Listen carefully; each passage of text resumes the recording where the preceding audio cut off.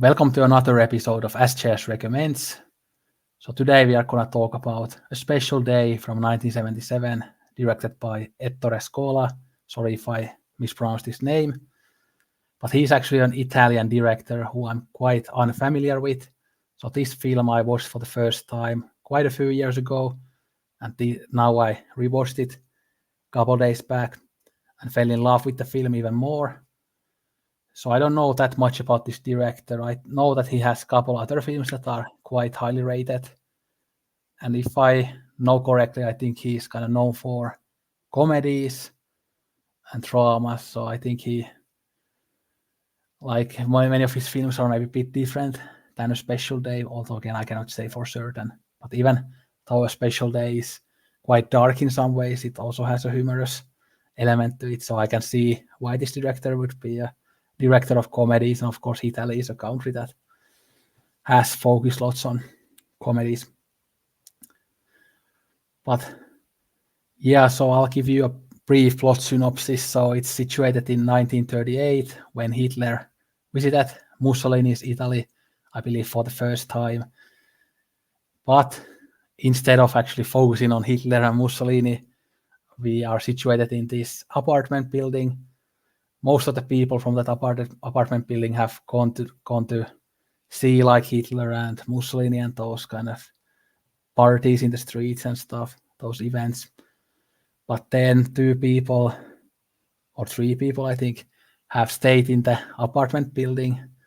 This old woman, then this younger woman played by Sophia Loren, and then Marcello Mastroianni, a gay man, and then Sophia Loren has a bird, and the bird escapes.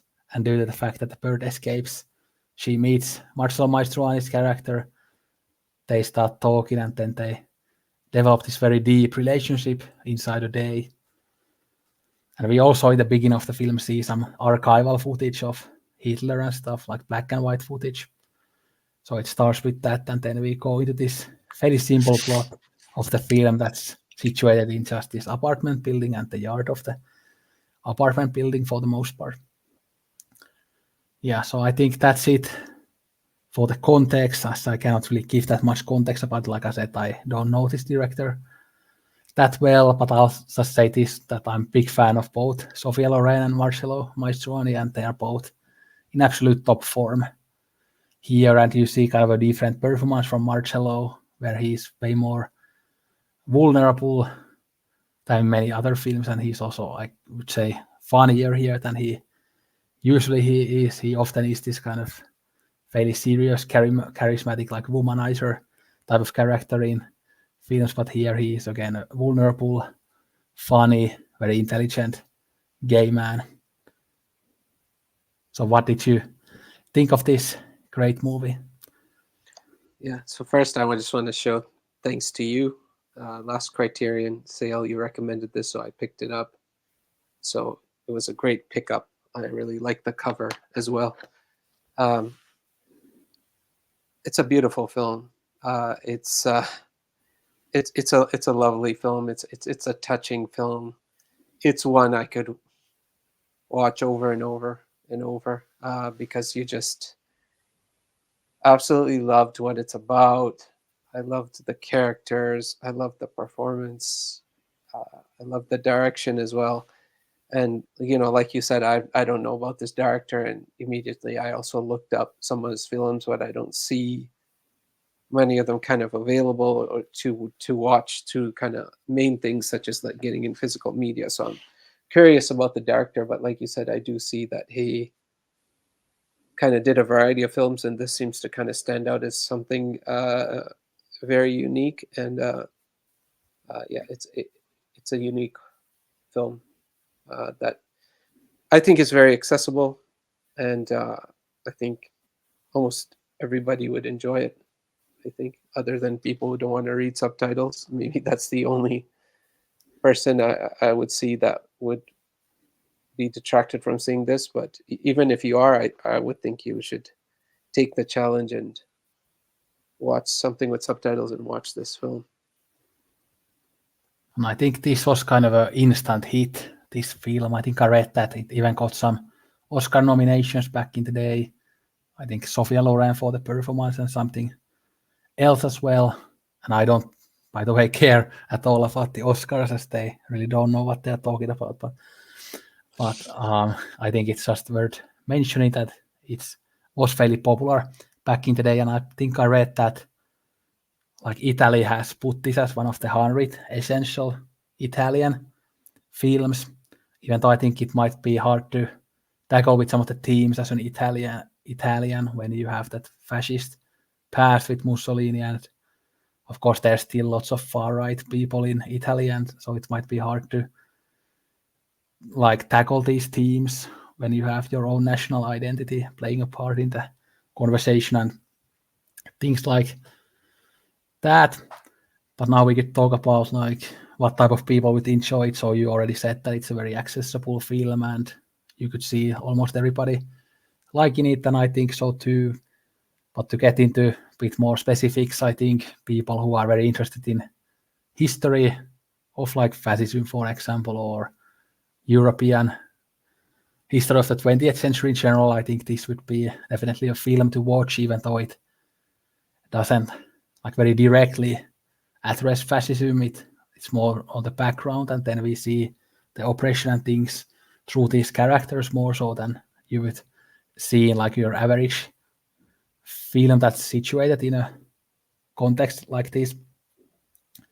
And I think it also a film for people who like these relationship films, very psychological films, also very humanist films. I think even people who love filmmakers like Ozu and Correa could like a film like this, when you have a simple plot, couple of characters, and then we see them interact very deeply and having these interesting conversations with both humor and drama and emotion. And this time when I was watching this film, it actually reminded me of Ingmar Bergman quite a lot, especially the bit more low-key Bergman films like Autumn Sonata. I know Altaz hasn't seen Autumn Sonata yet, but those like very talky Bergman films where we really go deep with a certain relationship and certain characters' psyches and stuff like that. I think it really reminds me of Bergman. Even some of the shots are fairly similar, although other than the color palette, which is in sepia, is obviously very different to Bergman films that are often in black and white and normal color. But yeah. Mm-hmm.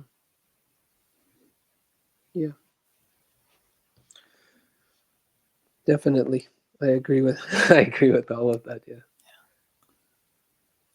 Well, maybe we should already get into the spoiler field discussion, starting with the aesthetic that I already described a little bit. So I don't have that much to say about the aesthetic. Here it's like if you disregard the sepia tone, I think it's a fairly typical looking film of this era. It's a fairly simple film aesthetically, as we have these fairly kind of regular shots and there's some camera movement here and there.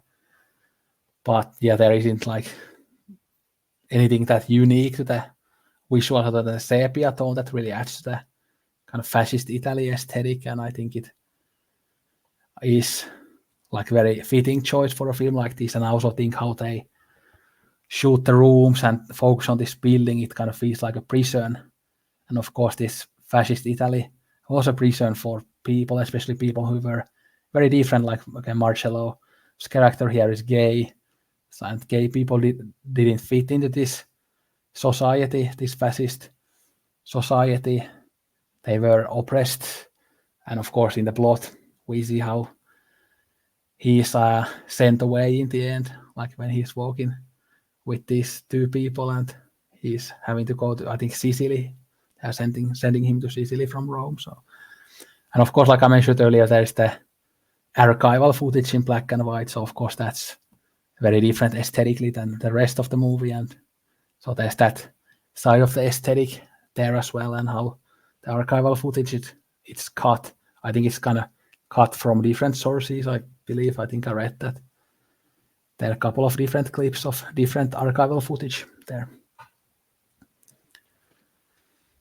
Yeah, I did like the aesthetics of the film, like you said, there's that brilliant use of sepia. I think if it's sepia specifically, that tone would be. Uh, but it's like a desaturated to the point where it's almost black and white, but it's still color, and certain colors do seem to still pop. Like red pops a lot. I think I recall green shows. So there's this. It's very interesting in that regard because it's like desaturated, but certain colors are still kind of pop. So it creates a nice um, imagery, and I love these kinds of stories where just like Decalogue and all that, because I think buildings are really great symbolically because it's one of the shared communal spaces in a way, because when a bunch of people live in a building, you have a lot of different lives in one building and a lot of lives intersecting, or a lot of lives that are indifferent to one another. So, but they also create a form of family and community. So the way, it's not something that's basically, there's a lot of changes. There's an inside Sophia Loren and her family apartment, that's the mise en scène. Then there's Marcello Mastroianni's apartment, that's kind of mise en scène. And then there is kind of that general courtyard, and then there's the rooftop that connects the two buildings, which I think is an important, interesting symbolism. And but what I really enjoyed is camera movement. Um, there's some really nice, subtle camera movements. Like there's one point when Marcello Mastroianni is on the phone with someone and he's really pouring his heart out, and the camera moves from one end, uh, from behind him, not in front of him, but behind him, as we see his shoulders. Um, gives a really nice feeling of that emotion of the character, because like you said, the vulnerability is, people are vulnerable from the back, right? So going across the back while he's having a vulnerable conversation were really like nice touches, and then it comes all the way to the other side where he's actually holding. So there are a lot of these nice camera movements when him and Sophia Loren are together, um, and they're interacting, and even when they come together and in the intimate moment. So there's like really, I think, good uh, camera work there. That's one of the things that definitely stands out in the aesthetic. But like you said, yeah, it creates a nice feeling uh, of mood and history. It really makes you feel like you are being presented in that time period, and you're very much allowed to kind of observe and feel what that day or that moment, or in general, what may have been going on at the time in people's lives who are basically within um, these greater power structures and restrictions, and forces, historical forces that are moving. But that will slowly start getting more into the theme, so I'll pull back here in terms of the aesthetic. I also like their um, costume as well, their clothing and all that stuff. It's nice character, fits the characters, and just adds to the feeling. And I like how they utilize windows when they Mm. shoot. So we see like Yeah. Sophia Loren sitting next to the window, and then through the window we see Marcello's apartment. And then also when they first meet, when the bird escapes, there's this clever camera work through the yard, and we see, yeah, so Sophia Loren is here and Marcello is here. Yeah, so that was like very clever. So there's lots of these kind of clever nuances to the camera work, and like you said, the camera movement is usually quite subtle and smooth, but there are moments when it kind of goes like very quickly, like this. Yeah, right. As well, and of course when they are in the roof, when they have the laundry drying up there, and when they are playing around there, and then they have that emotional confrontation after that. That's also very beautifully shot and quite intense in a way. Yeah, it's It's it's touching. I don't want to. I want to stay away from romantic because I.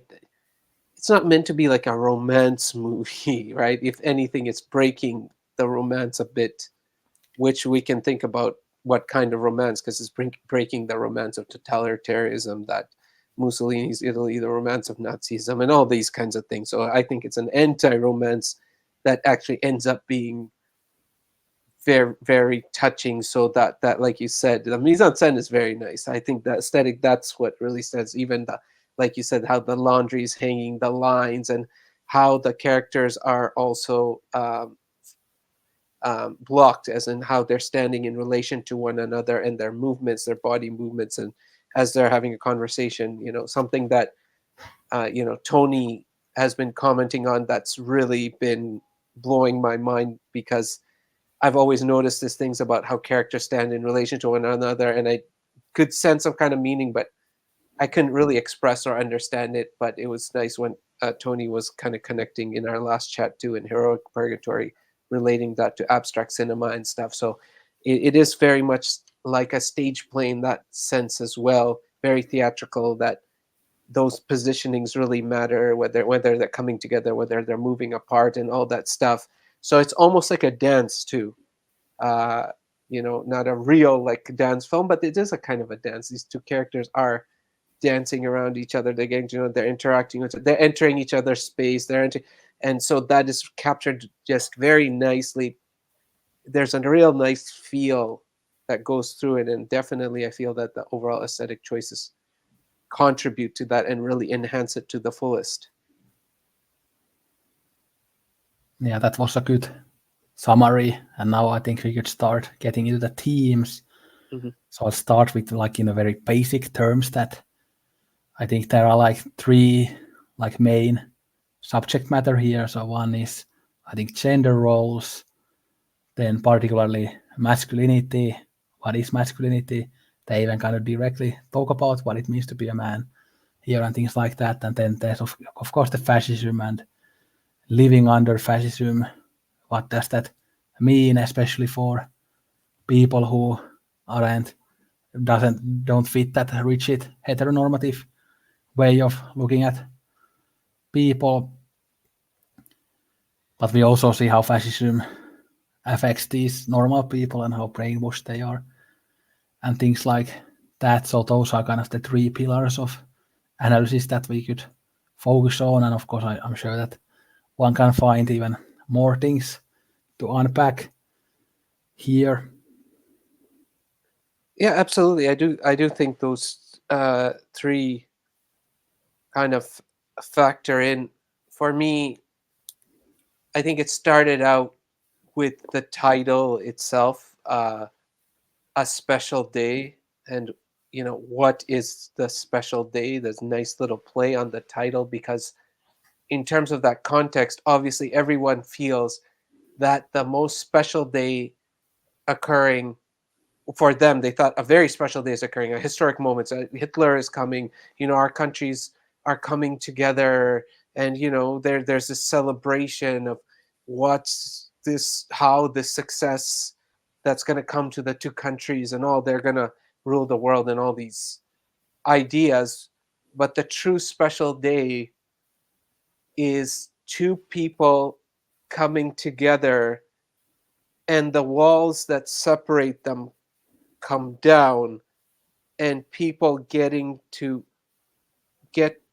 know each other in a human way, and judge each other and feel for each other in a human way, removing these walls that are constructed by systems and ideologies that make people decide who other people are.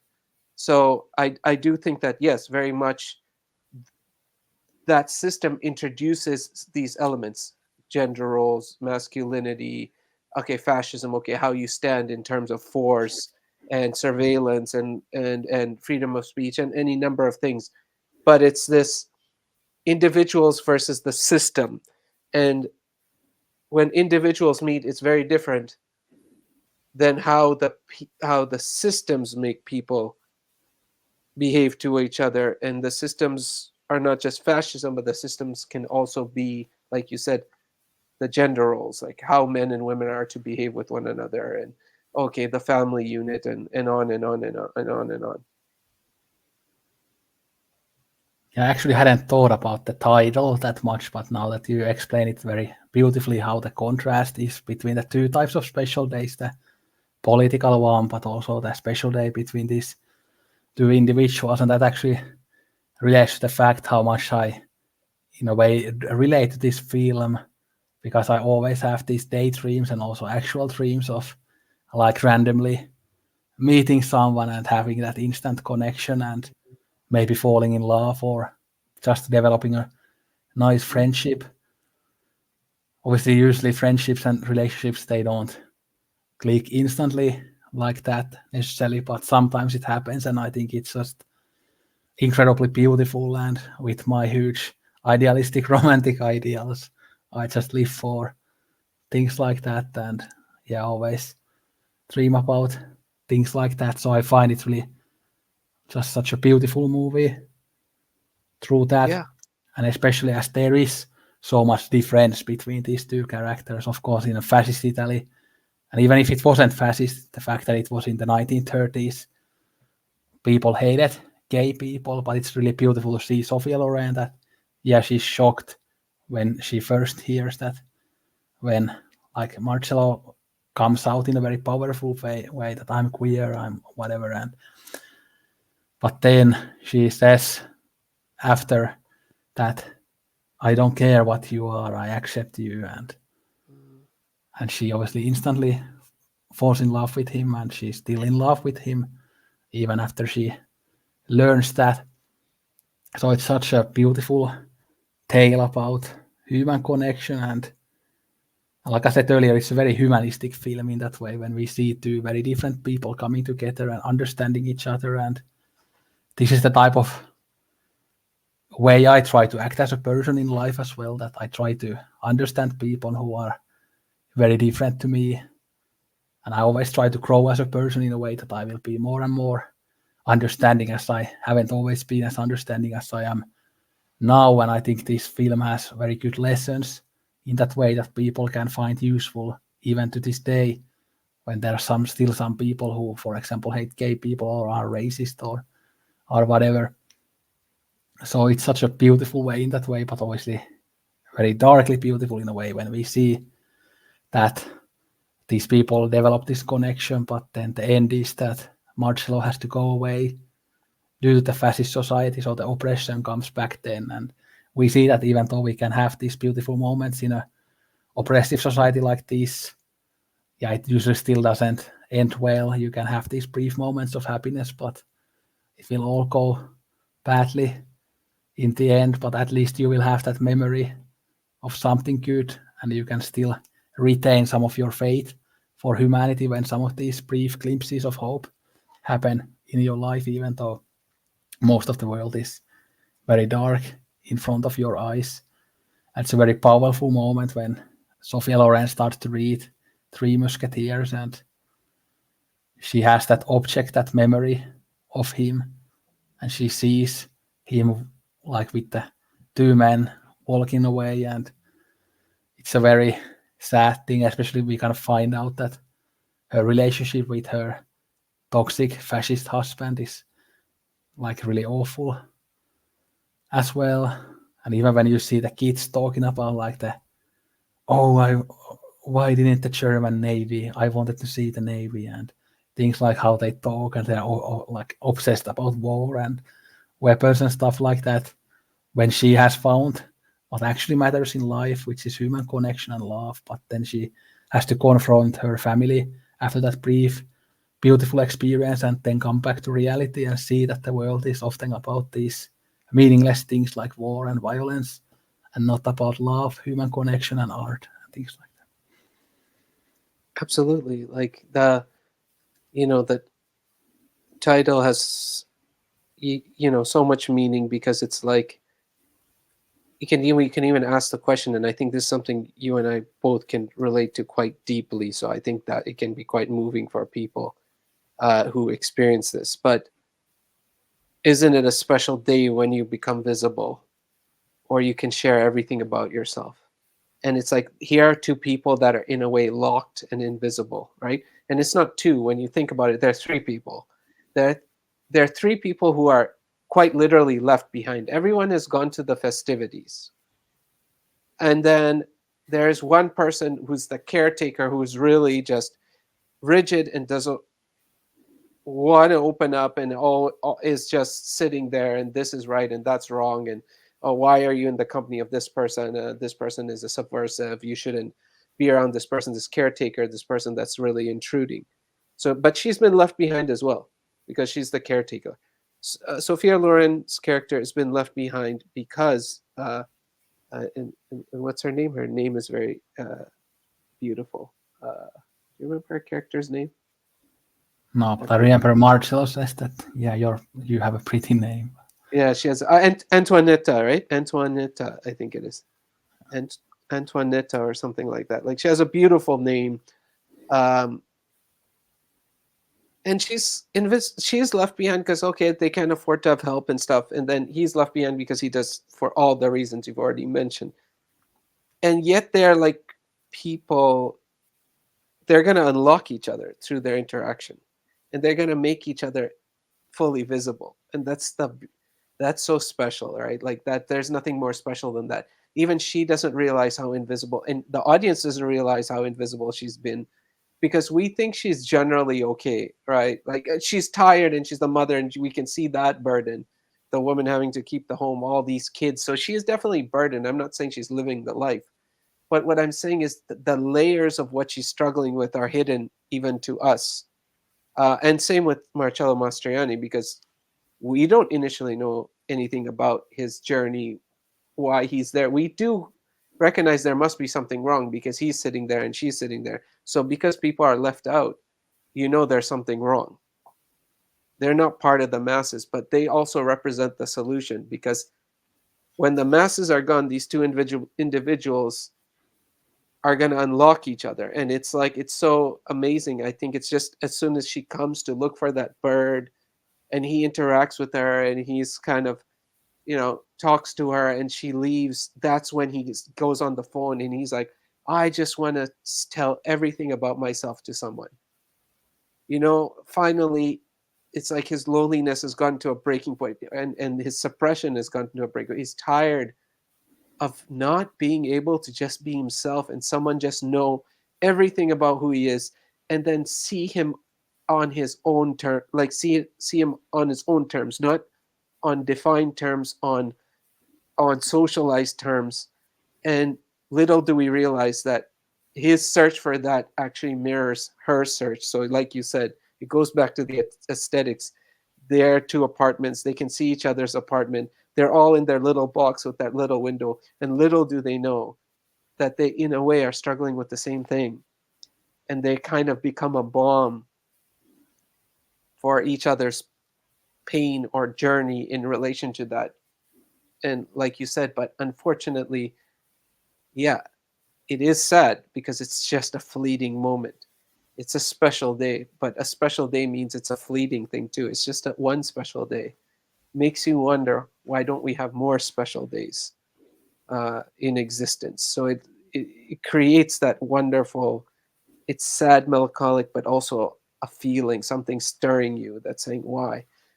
Why must we look to people through these definitions and not know people? And we can also see how just being honest is a good gateway to personal change. Mm. How we see again the Sophia Loren character just in a day going from a fascist to someone that realizes that those beliefs aren't that good. Because of course when we see the photo book and there's like, oh yeah, the man is a father, a soldier, Yeah, yeah, and a yeah. husband and Oh my stuff like God. that. So that's where the Yeah. gender role thing comes. But we see how powerful honesty and authenticity is. And of course, I think we can all relate to this in various ways. How we probably, many of us have like experiences of when we have hid something for a long time. And then when we tell that to a person, it feels so good. And obviously, I have experience of the same type of honesty as Marcello has here. So I know how powerful that is and how it can change your perception of the world, and it can give you faith for humanity, and just you become more confident when you finally say something that you have hit out loud, and you start accepting yourself more. But like I just said, also have more faith towards others when you see that you think that they are going to judge you, but in the end you see that they might in the end accept you. And that's a very powerful moment for an individual that can have good effects for the rest of your life. So even when you have just a special day, that day can carry you through other Mm, days and even years to come. absolutely. And what's also lovely is that, like you said, it's not really all all weighty. It's the lighter moments that are so nice too. The organic moments they share, the humor, yeah, like the laughter, the even when they're dancing, the movement. Like I said, it's like this little dance. There's so much beauty in that film, which is so nice because it juxtaposes with the fact that, yeah, you have this very bland building structure full of apartments and this now rigid, intolerant society. You're in these blocks, and then in these blocks there's this beauty. When they come together, there's a spark. And then, like you said, he shares the book with her, and she's like, oh, I don't know if I get time to read it. Just take it, the book. And then, oh, what are these steps for? Oh, this is for like, I think it's mambo, I forget which dance it is. And he starts dancing with her, or starts showing her the dance. And they share that joke about even that caretaker lady who's like intruding. And so it's like you see this juxtaposition, this comparison, love, something very organic, something very inexplicable, versus a system of force and restriction, and trying to, everything people are celebrating is actually they've been manipulated by force, whereas in everything these two people are feeling for each other is just organic. And that missing organic when we are living in these rigid structured power systems, and this was right, and this is a father, and this is a, and it's like, where are the people? And moreover, I think there's also commentary there from Italy as well, because at one point I think she says she's from uh, Napoli or something. So I think she's from the south. So obviously her, you know, there's the whole story of also the south of Italy kind of being left behind and just oppressed and being forced into it, where all the power centers were there in Rome. So I think there's so much about that disenfranchised versus the enfranchised stuff in that system. But the brilliance is to talk about all that historic, all that stuff in history, but through this just beautiful story of two individuals like interacting. And I just love those kinds of stories where you have limited locations and limited characters, and it's just much deeper, and they're figuring things out. I love those kinds of stories. Yeah, sometimes this type of low-key story where we just have a very particular focus can actually tell you more about humanity and the political system than just having some grand film about fascism in Italy that's very in broad strokes and stuff. So sometimes it's good to have a very particular viewpoint, like they say to you, for example, in university when you write an essay, that you need to have this very specific title and particular topic and not talk about it very overall. So it's kind of applies to art as well. Yeah. And you talked about the humorous elements again a bit. So I think it's a good example of how important humor is in a bad situation. And I always have Yeah. tried to apply this to my life as well, that sometimes it might be better to laugh at a funeral, even though it might be a ridiculous thing. Sometimes Yeah. you need to laugh in the face of danger, Mm. which I think they even say in The Lion King. I think I was just starting to think about that. So that sometimes just makes these bad situations way easier for you. It's Yeah. way easier to tackle with them and understand them and accept these situations when you try to laugh at it. And it doesn't help you to just be depressed and down all the time in a situation like this. It's better to trying to find the positive things and something to laugh at rather than wallow in misery. Yeah, absolutely. And of course, it's like it's hard not to feel very interested in Marcello Mastroianni's character because he is that guy. Obviously, he's an intellectual. He has these books, and then he has this lovely painting on the wall, which looks very Picasso-esque. To the moment that I thought, is it an actual Picasso? Because it reminded me of there's one. It's I think it's I don't know what it's called, a stairwell or whatever, but it's like this abstract and it represents a stairwell. So it reminds me of that. It reminded me of one where it's like a guitar, like person and a guitar and all this. I was like, is that an actual Picasso? And I don't think so. I think it's a painting created for that, but it represents important artists of that time, anti-fascist and all that. So, Yellow has that lovely painting, and he ends up also taking it with him, even when they're taking it away. It almost gives us a sense of, I'm sure for you too, you felt a sense of relief, like, yeah, he's being taken away, and all kinds of terrible things are about to happen, but he at least has that wonderful painting with him uh, to protect his spirit in a way, symbolically at least. But yeah, it's like it's that, but you also realize it can't be that alone. We all still crave human connection, uh, intimacy, understanding, and like you said, joy, laughter, even when things are difficult. And it's almost irresistible when he makes that turn and he's like, I don't care. I need to tell everyone about myself. And he walks over and he enters her apartment. And, he's very much transgressing now. He knows it, but he doesn't care anymore. And even when she's like warning him, he's like, I don't care anymore. And that act of defiance, but in a very subtle way, like you said, it's not made in that heroic way, and I'm defying the nation, but that very subtle act of defiance, um, in a way, also raising consciousness that maybe if everyone in a subtle way has their act of defiance in that way, no such systems can't exist. Yeah, it's definitely a Picasso style of painting, like that cubist movement style. But I was thinking when I was watching it that how different the painting is from everything else. It looks like very Mm, abstract and non-traditional. But of course, the fascists themselves want everything to be like very rigid and traditional, so they would hate a painting like that. Or they don't necessarily fascists don't necessarily actually care about tradition, but they have these myths of yeah, tradition, that they have this idea that make America great again and things like that, that there was something great in the past, but it's not actually what the past was like, but it's their myth of the past.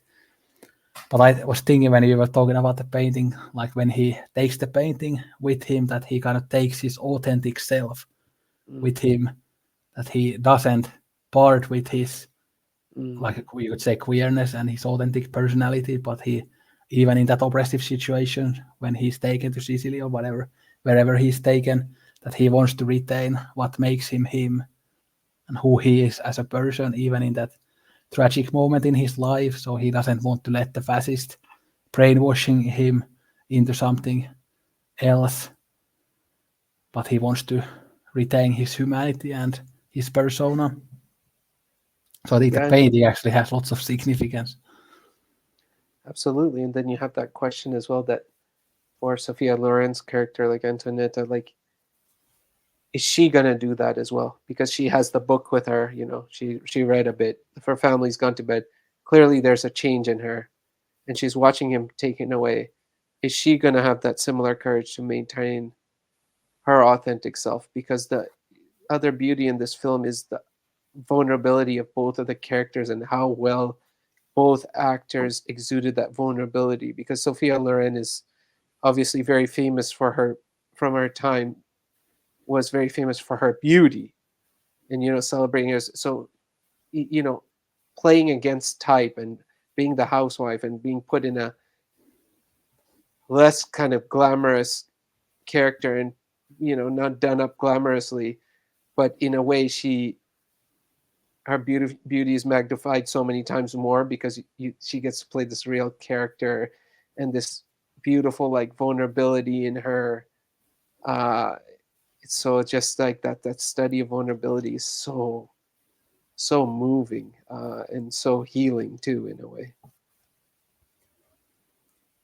But I think Sophia Loren was always kind of a bit more relatable than the other kind of model types of Italy. I think there's this one famous quote from her that I remember it exactly what she says, something that, yeah, I'm gonna keep drinking red wine and eating pizza even if I gain some weight.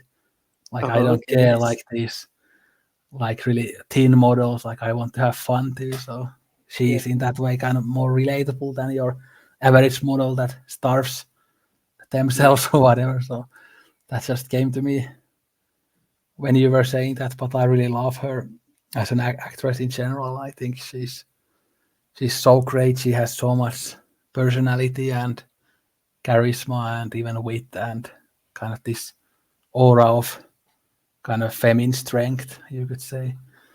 Yeah, she's really good and as good as the great Marcello, who's one of my favorite actors as yeah, well. he's great. He's great. I mean, this is my first Sophia Loren film, believe it or not. So I haven't seen any of her films.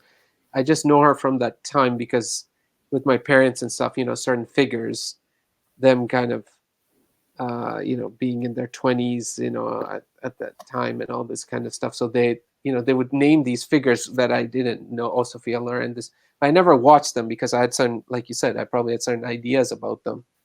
But seeing her in this role and learning what you're sharing, and I'm like very interested. I'm like, oh yeah, I would love to see like more films of her and see more of her performances. But yeah, Marcello Mastroianni, thanks to you, like has been a revelation because I guess White Knights where my was my first film with him that I've seen. I think I don't know. I just been just amazed by his performances. He's one of the greats.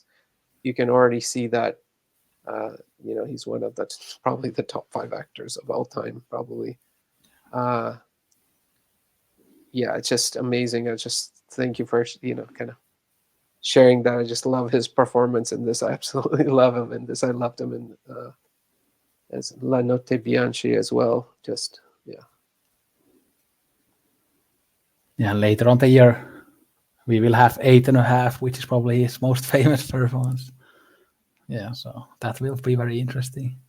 And I'm sure we will do many of his films. I think there's actually, for Sophia Loren, there's a box set in the UK that has many of her films. So Oh, okay. you might want to look for that. I think it's even like very cheap.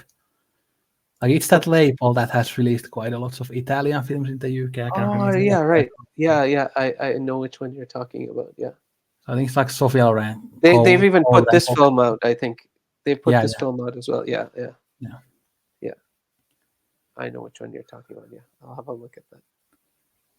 Although I think I've heard some mixed things about their releases, so I'm not sure like how good they are as a label. But the box set is like very cheap. I think it's usually like maybe £30 or something, and it has many films in it. So, Yeah, I'll have a look at it too, for sure. So, yeah. But to keep back, or we should get back on track. So we didn't talk about the gender roles yeah, we can talk about that much yet, but again, to me, Marcello like seems like a very just normal guy and fairly masculine, but then we see like how stupid the idea of masculinity that. Yes. is, and of course, fascists think that yeah, we are the Übermensch, we are the great men, and we are so strong, and we have the right to dominate over other people, and then women should just be like birding people and not doing anything else, and just taking care of the home and getting pregnant and taking care of the children and raising those new fascist Übermensch.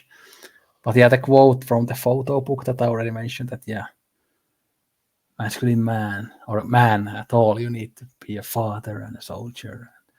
Everything is absolutely ridiculous. So you could have like some like muscle bound masculine like badass, but not be a father or soldier. And he isn't a man apparently. Yeah, so it's just so stupid. And what about the men who are like, I don't know, in their 20s and they just haven't become fathers yet? So are they not men either? So it's such a stupid quote when you start unpacking it. But and the photo book is kind of actually a good contrast between the weird cubist painting. Because the photo book has these like simple photos of like nice horses and great men on top of them. So it's that kind of troglodyte art compared to this like difficult kind of more abstract type of cubist art that it was challenging all types of norms for painting at this time that were challenging the form. So we see that conflict of something very different to something traditional, what appears to be traditional, both in these people with again Sophie Loren and the Marcello character, but then also in painting and these kind of material things. Yeah, exactly. Like it's like all that stuff is the farce, revealing the farce, and importantly, it was Sophia Loren's character that put that picture book together and had those sayings in there, because he even asks her, right, and she's like, yeah, it's like, I did that photo book. She's very proud of it. So I think there's like an important statement also being there, that she is also now learning, by learning about herself, she is learning about kind of her needs, and then seeing how ridiculous those uh those taglines and all that are to the reality of even what she would want. So it is this kind of raising awareness, like you said, to these gender roles or identities that created. And there are these, then it adds to the humor, because there's this definitely this farcical aspect that you as a modern audience uh, will laugh at. And even at the time this film's coming out, 77, I think people are laughing at it, obviously, because there's this whole, we're in a race. Oh, once we have like 7 children, there's a subsidy. And so you see this tiny apartment, where they don't even have enough. She has like no help, and then it's just all about making the next child. And even the husband coming home from that day, and he's like, oh, this is a special day, and basically we should mark it off by, like, basically trying to produce another, our 7th child, or however many children they have. And she says no. I think it's like her awareness that it's like, okay, now I see how ridiculous this is. So definitely the genders all through there, because even that realization coming through the wife, it's kind of saying, well, in a way, the center of all these fascistic movements, or even any political movement, really is the womb, right? You need to control the womb. You need to control, you know, basically the production of the future citizens of the country. So there is this, we want to control the woman, and more specifically, you want to control her reproduction. You want to control her womb and her choices around that. But it's actually the center of power. So in a way, it's almost like a special day in that way too, because it's like you realize what the center of power is, and then it's kind of empowering because you have a choice. You can choose to say no. Um, and to prevent these things carrying forward, whereas in she was the one who was actually bought in for whatever one reason or another, out of ignorance, out of suppression, out of just being told that's what's right and wrong. She had bought in to the point where she was writing those slogans and trying to believe in them. Um, and there's also this funny thing with the parrot always saying these things. And at one moment I realized, why is he getting her name wrong, or why is the parrot talking to her in such rude ways? And then I realized, oh, that parrot has learned how to talk to her by mimicking the husband. So it's like even the parrot has now absorbed this disdain and this terrible way that this man is this husband is like treating his wife and stuff. So I Yeah, guess she is being taken away to prison too. Like he's being taken away, but she's already in it. So they're both had this beautiful moment, and now they're back to being imprisoned in one way or another. Yeah, what you just said about women, it just makes me think how relevant this film is still to this day in many ways, as these similar types of movements are still all about like misogyny and controlling women, like we see in like America in the conservative movements, for example.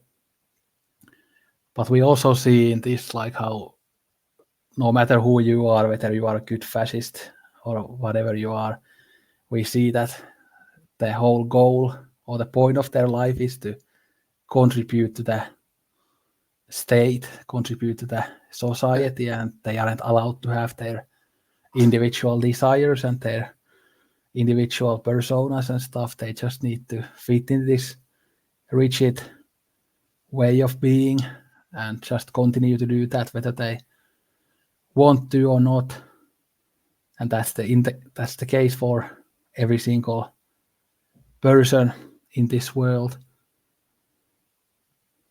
Yeah, yeah, exactly. yeah, Exactly.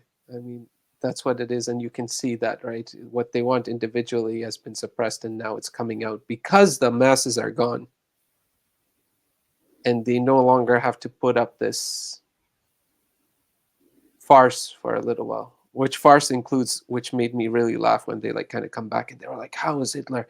And oh, he was so handsome, and all that. And it's like on any convention, at any time, like no one objectively would ever say like Hitler was a handsome guy, but it's the delusion, that that delusion that gets created. And it is kind of scary though, right? We still think about how it can have that magical impact, like how everyone was coming back and they thought they were you know coming from such a like enlightening experience. They were all on a high and celebrating, and the ability to manipulate masses of people through systems and delusion and these jingoisms and tokenisms, and it's terrifying, and it still exists, and it will always exist, unfortunately. I think that connects back to Stalker. There are certain things that are just always going to exist, and the only way out of it is greater awareness, and art being one of those things that can help you think in abstract ways, like you said, more literally, like in that painting, or even if it's a novel like the Three Musketeers, but it or Four Musketeers in this case, right? I think, and then yeah, and then the film itself, ironically, in a way that's kind of meta, because the film itself would do that for someone, hopefully. So yeah, all interesting themes in there. yeah. We see that these people who believe in fascism are just your everyday people, and it makes you think that yeah, this can happen everywhere in the world at any time. If you just have people in power who are gifted at rhetoric, or these days we see in social media how many of these influencers spread both dis and misinformation, and how that has corrupted so many people to think of, to believe in conspiracy theories like about like climate change or whatever, that oh yeah, climate change doesn't exist because Candice Owens said so, or things like that, which is obviously Yeah, so, exactly. so stupid. But there are so many people who believe in that when they just hear a voice in the internet Yeah, saying something like that. And that's like that propaganda. Even if you are a smart and a critical thinker, it's very easy to fall into that trap in some way. And I think probably all of us, there might be like one area here and there that all of us believe in some false information, because of course there's this thing about confirmation bias as well, that you mm, see something confirming your ideas about something, whether it's factual or not, you will still believe it. And so the human psyche is actually very scary in that way, how easily we can be tricked, even though we think that yeah, we are the most rational beings on this planet, and we have lots of capability for creativeness and intelligence and reason, but at the same time we are so easily manipulated into believing stupid things and evil things and stuff. So it's very yeah, scary. it is very scary. Yeah, yeah, you really feel for it, even when you see that, because you can't imagine what it must be like. right? You get this catharsis of that one day, that both the characters get this catharsis or this moment of expression, but then you realize it's a fairy tale of a day in some ways, but it ends up in tragedy because you're still in that system, and then you still have to go day by day. Yeah, it's another like great in a way cautionary tale as well, but unfortunately, as we end up always discussing in these chats, it's like there are not enough people who watch this kind of thing, subscribe to it, or even try to think about it. Like you said, a lot of times the critique you hate is not for this film, for other films they'll be like, oh, I didn't get it, so therefore it's not good. And that's not the point. The point is things that make you think is what we should be encouraging, and things that just spoon feed you something very conveniently and very easily, yeah, you can have it sometimes as a form of enjoyment, but it can't be the main part of your diet, right? Like, yeah, that there are things you do that for indulgence, but the main part of it needs to be substance, and you got to be aware and got to be thinking. And yeah, this relates, like you said, to what's going on today. I mean, how people can forget all these things and be ready to take up arms and let it make it go backwards is insane, including in the countries themselves that were impacted by all this, including Italy, including Germany. That's unbelievable that there are people who are who are like, ah, let's go back 50 years, all that stuff. Like, there's nothing wrong with that. We made a mistake by defeating those guys. It's terrifying, and it can happen, unfortunately. Yes, so the basic lesson here is that keep eating your vegetables, even though you might Yeah, see a voice in the internet saying that air fried steaks will cure cancer and all of your health problems, but yeah, you should exactly. still eat the broccoli and carrots and stuff. Yeah, exactly. You must. You must. Yeah, And you maybe must. air fry both steaks and vegetables and not just the steaks. Yeah, exactly. Exactly. Balance, Yeah. awareness. Yeah. But yeah, wonderful film. Yeah, I think we can start wrapping it up here. Another very interesting conversation. And we obviously started talking about things that relate to the real world as well, because this is the type of film that makes you think about the current world, as we are actually experiencing many of these things again at the moment, unfortunately. Especially it's very clear here in Europe and also in the US. So yeah, but fingers crossed that the world will slowly move in the better direction, even though we go through these cycles of always repeating the same mistakes again and again. But Yeah, we're like Tarkovsky. We get really bleak, but then there's that hopeful side of us that we can't remove. yeah. And this film is a good example of mixing tones. So it's very dark, Yeah, dramatic, emotional, but also very funny and uplifting and hopeful. yeah, yeah, I often like these types of films that manage to do that. So. yeah, yeah. It managed to do that so well. Yeah, absolutely. But let us know what you think of A Special Day, and definitely let us know if you have seen any other films from this director and what you think of them, and maybe we will talk about this director's work in the future more. But it's hard to say now that, again, we don't know much about his other work and stuff, but there's always a chance that we might talk about some of his other films later on, and I would definitely want to check them out. Yeah. See. But yeah, thanks for watching. Oh, by the way, I remember I need to say what are the next two films that we will do in a couple of weeks. So we will have a contemporary Japanese double bill, which I'm really excited about. So we have Shinua Chugamoto's Kotoko, which is a very interesting, weird, dark film. Then we have a Koreeda film, so we will return to Koreeda. We already did Still Walking a few months ago. and now we will do Like Father, Like Son, which is an incredible film. And even though one of these films came out in 2011, one 2013, and both are Japanese films, these films are actually like very different stylistically in terms of the subject matter. So, but I think both are great films in their own right, and I think Altaz will definitely love Like Father, Like Son, but with Kotoko, it's hard to say, as it is kind of an off-putting film in many ways, but I think you will appreciate it too. So. Yeah, I look forward to watching these. Yeah, I'm very excited. Yeah, Kotoko, both.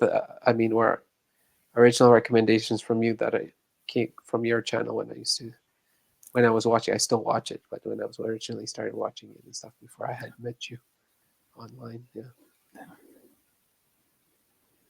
Yeah, but yeah. Thanks for watching. Don't drink Coke at all. Sayonara and arigato gozaimashita.